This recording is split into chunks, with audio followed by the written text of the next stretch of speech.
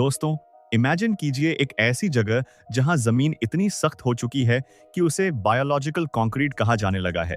एक ऐसी बंजर धरती जहां न घास उगती है, न पानी मिलता है और ठंड इतनी कड़ाके की कि टेम्परेचर -40 डिग्री तक गिर जाता है।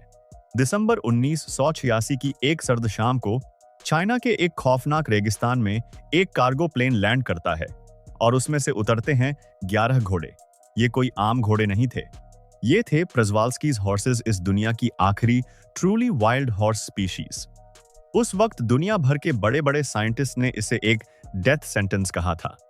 उनका मानना था कि ये घोड़े, जो पूरी जिंदगी जू में पले बड़े हैं, इस मौत के मैदान में एक हफ्ता भी जिंदा नहीं बचेंगे। लेकिन दोस्तों, जो चमत्कार अगले कुछ सालों में हुआ, उसने साइंस की हर किताब को दोबारा लिखने पर मजबूर कर दिया। आज हम एक ऐसी सस्पेंसफुल और एक्साइटिंग जर्नी पर निकल रहे हैं जहां आप देखेंगे कि कैसे इन 11 घोड़ों ने वो कर दिखाया जो इंसानी इंजीनियरिंग और बिलियंस ऑफ डॉलर्स भी नहीं कर पाए। क्या आप तैयार हैं उस करिश्मे को देखने के लिए जिसने एक पूरे रेगिस्तान को हरा भरा कर दिया? चलिए शुरू करते हैं। लेकिन वीडियो में आगे बढ़ने से पहले हमारी आपसे एक रिक्वेस्ट है कि अगर आप हमारे चैनल पर पहली बार आए हैं तो प्लीज इसे सब्सक्राइब जरूर कर लीजिएगा और अगर वीडियो पसंद आए तो लाइक करना मत भूलिएगा। जंगार बेसिन। जब धरती पत्थर बन गई, हमारी कहानी शुरू होती है चाइना के जोंगर बेसिन से। एक जमाना था जब यहाँ हजारों वाइल्ड हॉर्सेस घूमते थे और ये इलाका एक वाइब्रेंट इकोसिस्टम था। लेकिन 1969 में अचानक सब बदल गया। वाइल्ड हॉर्सेस यहाँ से पूरी तरह खत्म हो गए। और दोस्तों, असली सस्पेंस यहाँ से शुरू होता है। जैसे ही घोड़े गायब हुए, धरती ने अपना रूप बदल लिया। घोड़ों की टाप के बिना जमीन इतनी सख्त हो गई कि बारिश का पानी जमीन के अंदर जाने के बजाय ऊपर से बहकर इवेपोरेट होने लगा। सीड्स जमीन को चीरकर बाहर नहीं निकल पा रहे थे। ये रेगिस्तान हर साल कई किलोमीटर आगे बढ़ रहा था। लोगों के घरों और खेत खलियान को निगल रहा था। हालत इतनी खराब थी कि 1000 मील दूर चाइना की कैपिटल तक धूल के तूफान पहुंच रहे थे, जहां लोग सांस लेने के लिए तड़प रहे थे। इंसानी इंजीनियरिंग का फेल होना। जब हालत काबू से बाहर हो गए तो चाइना ने वही किया जो हम सब करते हैं, पैसा और इंजीनियरिंग का इस्तेमाल। उन्होंने ग्रीन ग्रेट वॉल प्रोजेक्ट शुरू किया और बिलियंस ऑफ ट्रीज लगाए ताकि रेगिस्तान को रोका जा सके। लेकिन दोस्तों, कुदरत को इंसान की नकली टेक्नोलॉजी पसंद नहीं आई। वो सारे पेड़ पानी की कमी से मरने लगे क्योंकि उनकी जड़ें जमीन के नीचे गिरते वाटर टेबल तक नहीं पहुंच पा रही थी। इंसान जितनी कोशिश कर रहा था, रेगिस्तान उतना ही तेजी से बढ़ रहा था। साइंटिस्ट ने मॉडल बनाया कि 2050 तक शायद ये पूरा इलाका रहने लायक ही नहीं बचेगा। तब एक रिसर्चर योंग जियानमिंग ने एक ऐसी बात कही जिस पर सब हंसने लगे। उन्होंने कहा, इंसानी बुलडोजर्स और ट्री फार्म्स को रोकिए, उस पुराने इंजीनियर को वापस लाइए जिसने इस धरती को बनाया था। प्रजवाल्स्कीज हॉर्स को वापस लाइए। प्रवाल्स्कीज हॉर्स एक जिंदा फॉसिल। प्रवाल्स्कीज हॉर्स कोई मामूली जानवर नहीं है। इनका डीएनए देखेंगे तो आप हैरान हो जाएंगे। आम घोड़ों में 64 क्रोमोसोम्स होते हैं, लेकिन इनमें 66 होते हैं। ये वो घोड़े हैं जिन्हें इंसान ने कभी अपना गुलाम नहीं बनाया, कभी उन पर सवारी नहीं की। ये बिल्कुल वैसे ही हैं जैसे 40,000 साल पहले हमारे पूर्वजों ने गुफाओं, केव्स की दीवारों पर पेंट किए थे। लेकिन दुश्वारी ये थी कि 1985 तक ये स्पीशीज वाइल्ड में जीरो हो चुकी थी। दुनिया भर में सिर्फ 900 घोड़े बचे थे और वो सब के सब जू में बंद थे।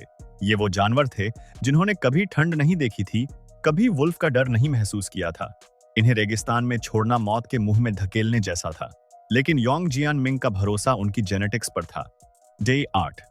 जब खून ने रास्ता दिखाया, जब 1986 में इन घोड़ों को रेगिस्तान में छोड़ा गया तो सबको लगा कि ये ठंड में जम जाएंगे।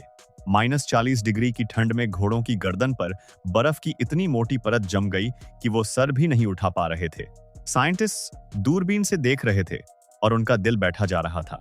लेकिन फिर कुछ ऐसा हुआ जो कोई नहीं समझा पाया।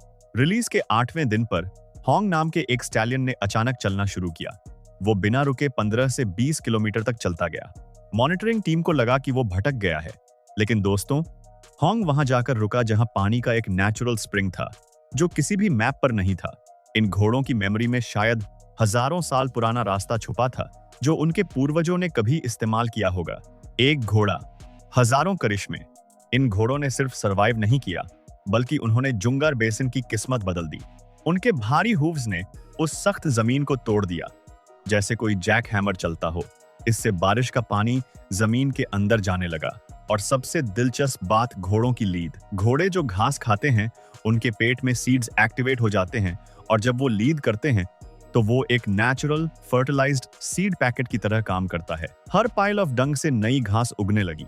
17 साल बाद पहली बार जुंगार बेसिन में ऐसी घास देखी गई जो गायब हो चुकी थी। घोड़ों ने धरती को दोबारा सांस लेने के लायक बना दिया। इकोसिस्टम का दोबारा जगना। जैसे ही घास वापस आई, पूरा इलाका जिंदा हो उठा। पहले इंसेक्ट वापस आए, फिर उन्हें खाने वाले पक्षी, और फिर उन पक्षियों का पीछा करते हुए लोमड़ी और बाज, यहाँ तक कि ग्रे वुल्व्स भी कैमरा ट्रैप्स में दिखाई देने लगे। इन घोड़ों ने एक चेन रिएक्शन शुरू कर दिया था। जो रेगिस्तान बढ़ रहा था, वह अब पीछे हटने लगा। सैटेलाइट इमेजरी ने दिखाया कि जहां जहां ये घोड़े घूम रहे हैं, वहां की मिट्टी नम हो रही है और हरियाली बढ़ रही है। 11 घोड़ों से शुरू हुआ ये सफर आज 500 से ज्यादा घोड़ों तक पहुंच चुका है। अब आप सोचेंगे कि इस सब की कीमत क्या है। इकोलॉजिकल इकोनॉमिस्ट्स ने जब कैलकुलेशन किया तो वो दंग रह गए। एक अकेला प्रवाल्स्कीज हॉर्स हर साल लगभग 40 से 50 लाख रुपए की सर्विस देता है, मिट्टी को ठीक करने, पानी बचाने और कार्बन सीक्वेस्ट्रेशन के रूप में। 25 साल में इन घोड़ों ने वो कर दिखाया जो चाइना की 47 बिलियन डॉलर की ट्री प्लांटिंग इंडस्ट्री नहीं कर पाई थी। ये सबक है हम सब के लिए। हम कुदरत के सिस्टम को कंक्रीट और लोहे से रिप्लेस नहीं कर सकते। इंडियन पर्सपेक्टिव, हमारे देश के लिए सीख। यहाँ हमें थोड़ा रुककर अपने प्यारे देश के बारे में भी सोचना चाहिए। हमारे यहाँ भी बहुत सारी ऐसी जमीनें हैं जो धीरे धीरे बंजर हो रही हैं, जहाँ मिट्टी सख्त हो चुकी है और पानी का स्तर नीचे जा रहा है।